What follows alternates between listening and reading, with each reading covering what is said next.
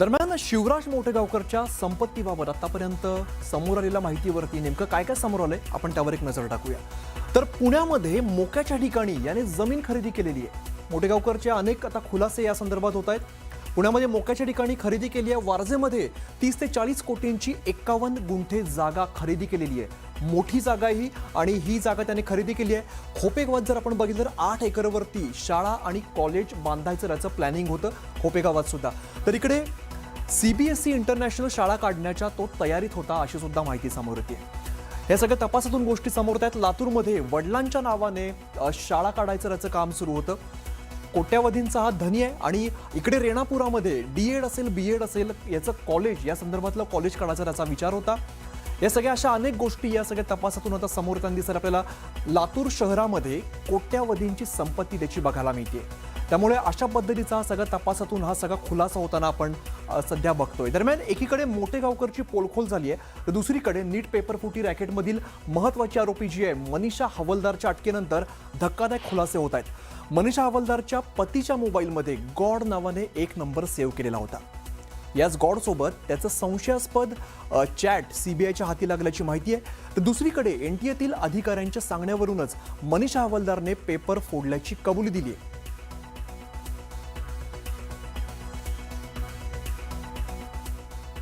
आता हे सगळं प्रकरण नेमकं काय आपण समजून घेऊया ग्राफिक्सच्या माध्यमातून। तर मनीषा हवलदारच्या पतीच्या मोबाईलमध्ये एक संशयास्पद चॅट सापडलेला आहे।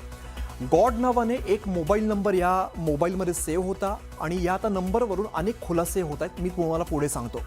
गॉड सोबतच्या संभाषणाचा सीबीआय कडून आता तपास सुरू झालेला आहे। सीबीआय कडून गॉडचा शोध सुरू आहे। या नेमका गॉड आहे कोण याचा तपास आता सुरू केलेला आहे।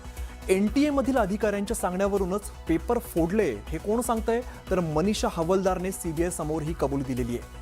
काय होतंय तर भौतिक शास्त्राचे जे प्रश्न आहेत ते पेपर पूर्वीच सांगितल्याची माहिती समोर आली आहे। हवलदार आहे, वाघमारे आहे आणि मांढरेचं संशयास्पद चॅट समोर आलेलं आहे। अटकेपूर्वीच हवलदारने चॅट डिलीट केलेला आहे। हवलदारने अनेक विद्यार्थ्यांना पेपर विकल्याचं समोर ते तपासातून समोर येतं तसा संशय व्यक्त केला जातोय। दरम्यान एनटीएची गोपनीय कागदपत्र जी आहेत ती या हवलदारकडे आढळलेली आहे। त्यामुळे अशा पद्धतीचा सगळा तपास आता समोर आलेला आहे। पुढे जाऊया आपण। पुढची महत्त्वाची बातमी अशी आहे की महाराष्ट्र नवनिर्माण सेनेचे अध्यक्ष राज ठाकरे यांचे सुपुत्र आणि मनसे नेते अमित ठाकरे यांचा आज वाढदिवस आहे आणि या निमित्ताने दादर या ठिकाणी शिवतीर्थ या निवासस्थानी कार्यकर्त्यांची मोठी मांदियाळी पाहायला मिळाली। यावेळेला आमदार आदित्य ठाकरे यांनी सुद्धा थेट शिवतीर्थ गाठत अमित ठाकरे यांना वाढदिवसाच्या शुभेच्छा दिल्या।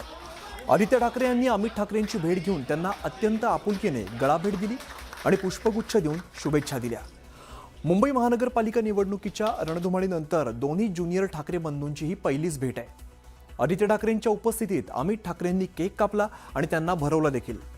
दरम्यान वाढदिवसाच्या सोहळ्यामध्ये मनसे विद्यार्थी सेनेच्या वतीने आणलेल्या एका खास केकने सगळ्यांचं लक्ष वेधलंय।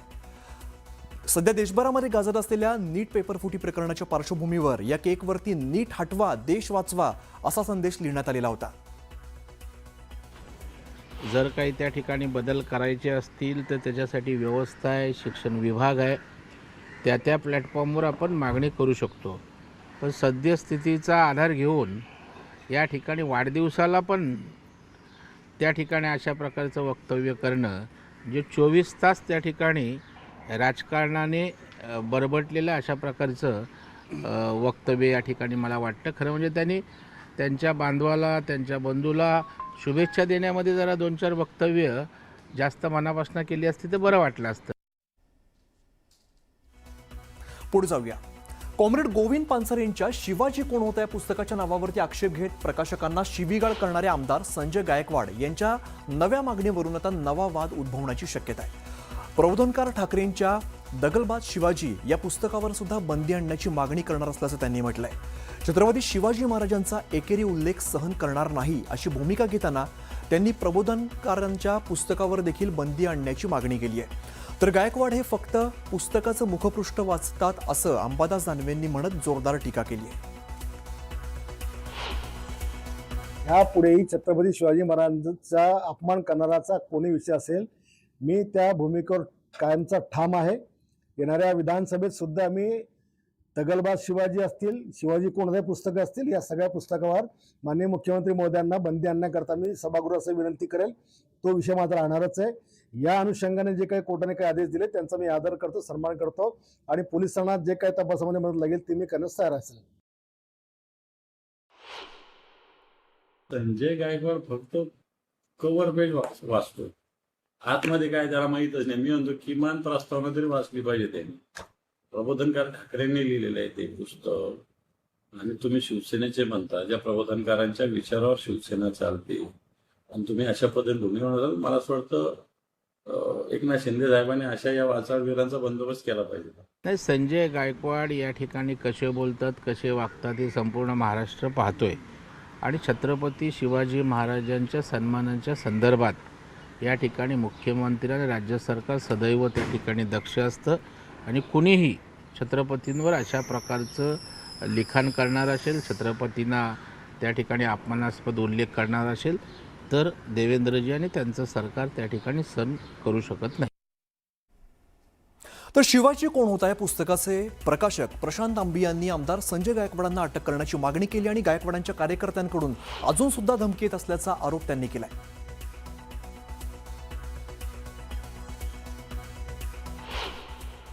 माझं स्वतःचं असं मत आहे की या प्रकरणामध्ये चौकशीची काहीही गरज नाही. कारण की आमदार संजय गायकवाड यांनी मीडियाच्या समोर हे मान्य केले की होय, मी फोन केला होता आणि ही ऑडिओ क्लिप माझीच आहे. त्यामुळे एका अर्थानं त्यांनी तो कबुली जबाब मीडियासमोर दिलेला आहे. त्यामुळे आता तुम्ही काय चौकशी करणार आहे? त्यामुळे पोलिसांना माझी अशी विनंती आहे की चौकशी वगैरे न करता अगोदर त्यांना डायरेक्ट अटक करावी आणि काय असेल ती चौकशी राजारामपुरी पोलीस स्टेशनमध्ये पोलीस स्टेशनमध्ये त्यांची चौकशी करावी. 24 तारखेपासून मला परत पुन्हा एकदा धमक्या आणि शिवीगाळ सुरू झालेली आहे. तेव्हापासून आजपर्यंत खूप कॉल मला आलेले आहेत आणि आमदार संजय गायकवाडांनी ज्या धमक्या, जी शिवीगाळ मला केली नव्हती तर ते भरून काढण्याचं काम त्यांचे कार्यकर्ते करतायत. छत्रपती शिवाजी महाराजांचा तुम्ही एकेरी उल्लेख का केला अशा पद्धतीचं आव आणतात आणि त्याच्यानंतर लगेच आई बहिणीवरून बायकोवरून ते शिवीगाळ करतायत. ते मला म्हणतायत की तू कुठं राहतो, कुठं उठतो, कुठं बसतो, या सगळ्यावर आमचं लक्ष असणार आहे. काँग्रेसच्या अल्पसंख्याक सल्लागार समितीच्या बैठकीत लोकसभेतील विरोधी पक्षनेते राहुल गांधी यांनी एक मोठा दावा केलाय. पंतप्रधान नरेंद्र मोदी यांचे पुढील वर्षात पदत्याग आणि निश्चित असल्याचं त्यांनी म्हटलंय. काँग्रेसच्या सूत्रांनुसार राहुल गांधी म्हणालेत की आंतरराष्ट्रीय आर्थिक परिस्थिती आणि देशातील वाढता आर्थिक असंतोष हे प्रमुख घटक असतील. बदलत्या परिस्थितीचा आणि वाढत्या जन असंतोषाचा भारतीय राजकारणावरती परिणाम होईल असं ते म्हणालेत. आणि 2 तासांहून अधिक काळ चाललेली बैठक काँग्रेसच्या अल्पसंख्याक विभागाचे अध्यक्ष इम्रान प्रतापगडी यांनी आयोजित केलेली होती.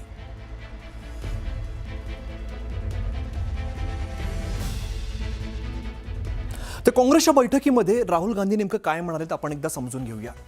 ही बैठक पार पडल्या बैठकीमध्ये असं म्हणतात की 1 वर्षानंतर पंतप्रधान मोदी हे पंतप्रधानपदी राहणार नाहीत असं ते बैठकीमध्ये म्हटलेले आहे. देशातील हिंदू मुस्लिम राजकारण संपेल असाही त्यांनी उल्लेख केलेला आहे. पुढे ते म्हणतायत देशात गरिबी श्रीमंती हा मुद्दा राहणार असा सुद्धा त्यांनी या बैठकीत उल्लेख केलाय. त्यानंतर RSS भाजप ध्रुवीकरणाचा मुद्दा लोकांना लक्षात आलाय, यावर सुद्धा त्यांनी लक्ष वेधलेलं आहे. महागाई हा मोठा मुद्दा राहणार हा सुद्धा त्यात उल्लेख झालेला आहे. यानंतर ते म्हणतात की संविधानामध्ये सर्वांना समान अधिकार आहे हा सुद्धा त्यात उल्लेख त्यांनी केलाय. राहुल गांधी यांनी काँग्रेसच्या बैठकीत दावा केला की केंद्र सरकार पुढच्या 10 महिन्यामध्ये कोसळेल. मुंगेरी लाल के हसीन सपने अशा प्रकारची एक सिरियल यायची, त्याच्यापेक्षा जास्त हे काही नाही. राहुल गांधी जिस प्रकार से दंगे करवा करके, जिस प्रकार से अराजकता के माध्यम से सरकार गिराने की साजिश रच रहे हैं, कल के उस वक्तव्य से बिल्कुल स्पष्ट होता है कि यह कोई उनके मुंह से ऐसे ही नहीं निकल गया. भारत में लोकतंत्र को कैसे समाप्त करना है, भारत में अराजकता कैसी लानी है, उसकी जो प्लानिंग हुई थी, उस प्लानिंग का कहीं न कहीं कल लीकेज हुआ है राहुल गांधी के इस वक्तव्य से. त्यांनी स्वप्न पाहत राहावी, मेहनत करायला नको, लोकांच्या प्रश्नांवर लढायला नको, संघटन बांधायला नको, अशाच प्रकारे काहीतरी बोलायचं, चर्चेत राहायचं.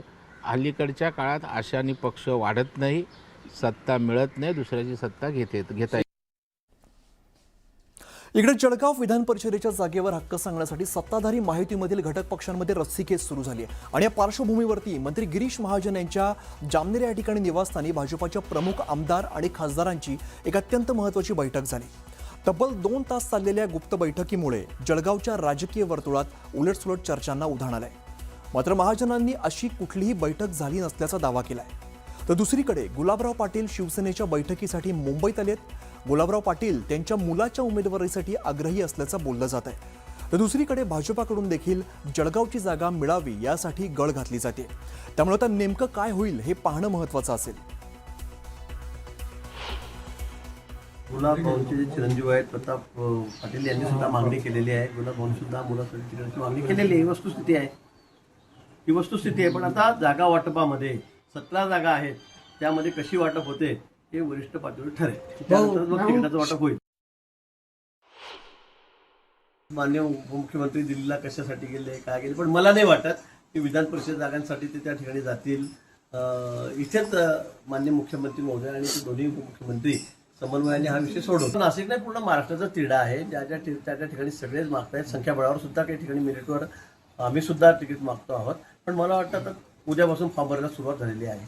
भाऊ सिल्लोडमध्ये आणि 1-2 दिवसामध्ये हा तिढा सुटेल.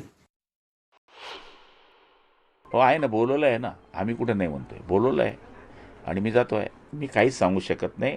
आता तुम्हाला माहिती आहे की तिथे काय काय चालू आहे, मागे पण काय झालं, कशा करता गेले होते,